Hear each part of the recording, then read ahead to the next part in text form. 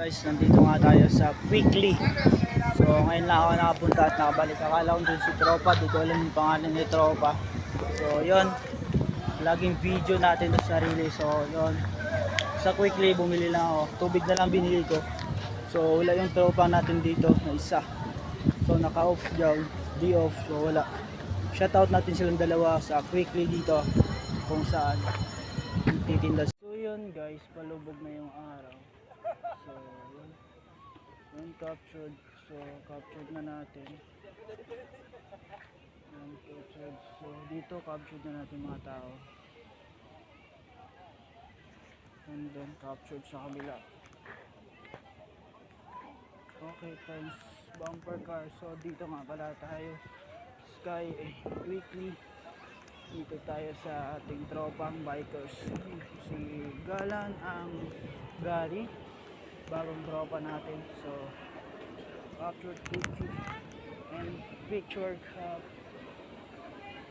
Thanks sir, salamat ha. Thank you. And subscribe, subscribe na lang din ha. Subscribe sa YouTube, then sa Facebook, kahit Facebook na lang. TikTok di ako active eh. Sige, salamat ha. Bye bye.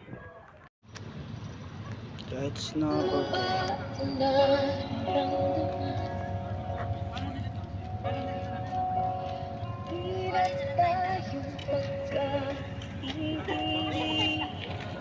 So magandang gabi sa inyo mga Kylie. So yun, parang wala tayong energy. So isang magandang gabi. So yun, samantalang seaside tayo ngayon for today's video nga. It's night na yun.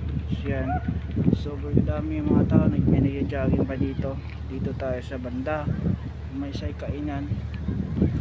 Yan, mawa to dito. So doon, so di natin makuha ng picture kanina. So mga bikers nga. Oh yo, what's up? So yun, may gabi sa inyo. Sa gabi mag alas 7 na. It's time na rolling ko sa balay.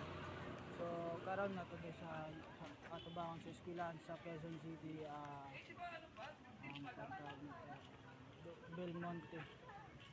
So parang dapat nakabot. So hingak-hangak to. So subaybay. So taas na tong biyahe. So layo tayo naabtan.